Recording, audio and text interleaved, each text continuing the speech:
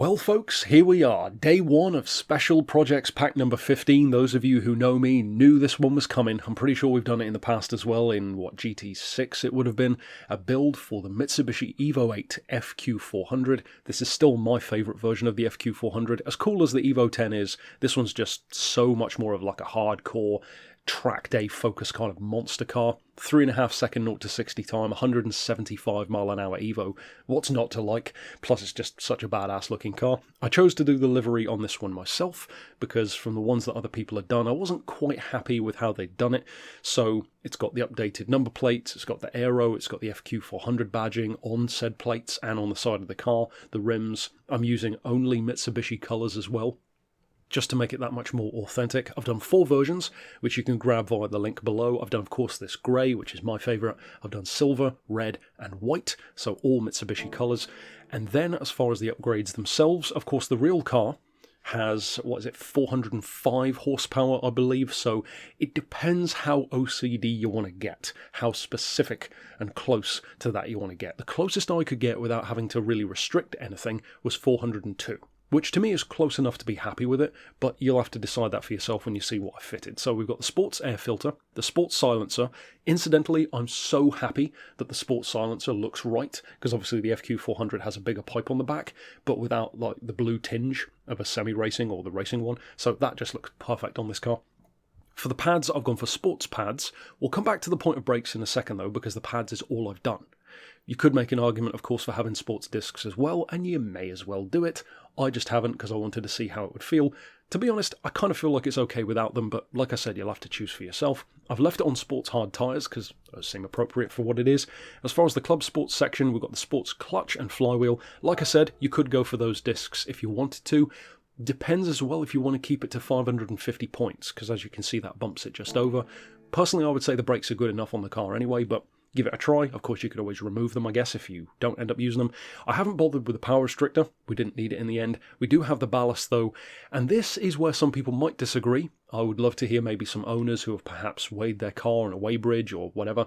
From what I could see online, it seems that this car weighs about 1,470 kilos, which is quite a bit more than the standard Evo in this Evo 8 form in the game. Some places said 1,410, some said 1,470, some said 1,460, so it depends what you want to go for. If you want to give the car a bit of an advantage, I guess you could bump it down to 1,410, but again, I'll leave that down to you. As far as the semi-racing stuff, we've got the fully customised computer. Of course, that is overkill in the case of this one, but we do have to get that power at the end of the day. We've got the medium RPM turbo, which is a nice middle ground anyway. The sports intercooler, the fully customised diff, the height adjustable sports suspension. Then as far as the racing stuff, again, this is overkill really compared to the real car, but like I said, you've got to get up to the right power level somehow. Polish ports, engine balance tuning even, likewise with the brakes and all that not touched. Of course, I always like to have the torque vectoring centre diff for a four-wheel drive or all-wheel drive car. For the extreme stuff, again, not really authentic to real life, but just to give it even better turn-in, or at least to improve turn-in, I've got the steering angle adapter as well. Of course, that's not essential if you don't want to do it though. And I have gone for the titanium rods and pistons. Once again, a bit overkill for a replica, but it has allowed us to have 402 horses without having to restrict anything or go for some stupid race spec turbo or anything like that. So it's a trade-off that I'm willing to make.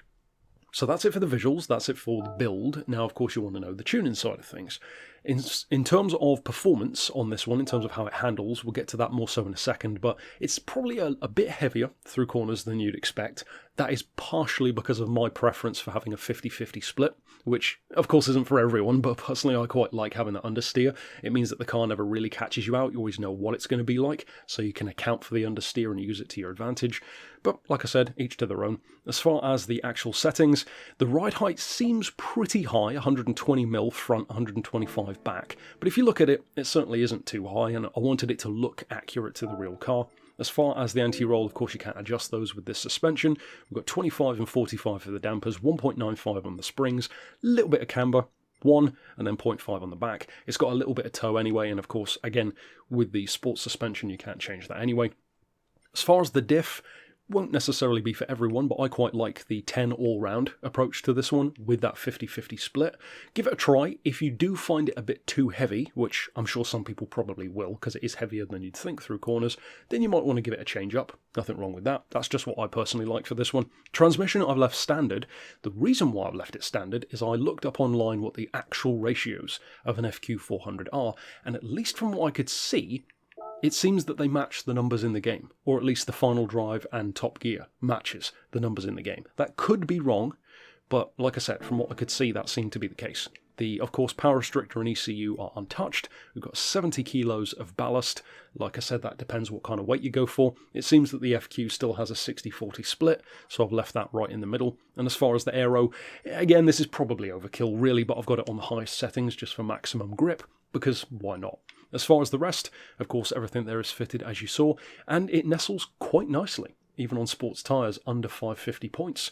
So it could be useful for maybe some career mode events, certainly Evo-based stuff, maybe some online events as well, depending on the point level. So naturally, with all of that out of the way, we need to jump out to the track, where of course I will show you what the car is like in practice. Now, in the teaser, you saw, of course, the car in action. Of course, this was a build I was always going to do. I didn't want to put it in last month and have kind of all of the newcomers all at once, so I wanted to space it out a little bit. This was, as soon as I saw the Evo VIII coming back, such an obvious build to do. You can't not do an FQ400, and I feel like for many of you, you've probably already done your own FQ400, especially if you are a special projects kind of person, because it is one of the simpler ones to do, really. And a lot of it depends on how realistic, I guess, you want to be. As you can tell, I've tried to get the details pretty close to real life, as close as we can reasonably get. So if you do decide to use the build, I hope you enjoy it, first and foremost. If you do use it for racing and it comes in handy, then of course that's a nice bonus. And of course, tell me which colour you prefer if you do choose more than one. Personally, for me, it's the grey, but like I said, there's red, grey, silver, and white. All Mitsubishi colours, so again, for that extra level of authenticity. So of course, stick around for more special projects here in Pack 15 throughout the week. We've got the second Mitsubishi technically coming along later today in the form of the Koenig GT8, so of course check that one out, and I'll see you then. But for now, thanks for watching.